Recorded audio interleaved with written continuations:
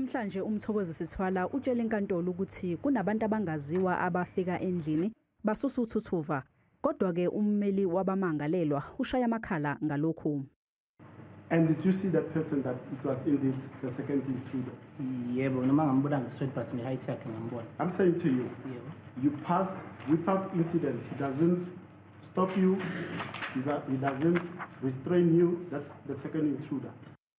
U-Advocate Ramosepele uthi indlela uThwala enza ngayo ngosuku lwesigameko ayibonisa ukuthi kwakunabantu ababili abangaziwa abangena endlini. I'm going to put to you that your conduct on the night belie or undermine your story that there were intruders in that house that night. Ngiqathi umbono wakho nawe lo. Uthi Mthokozisi kanye nabantu abahlanu ababekhona endlini khathe kubulawa U-Meyiwa bayazi ukuthi wadutshulwa ubani. Uthi ubufakazi bukaThwala yinto nje ehlanganisiwe ukuze kubonakale sengathi kwafika abaphangi.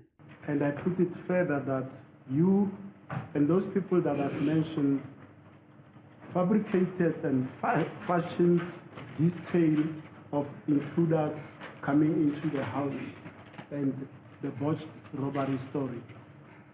Ngicabanga ukuthi lo mbuzo or ngiyangitshena ngazi kuwena lokho but mina engikushoyo lokho kwenzakala. Leli cala lizobuyela enkantolo kusasa.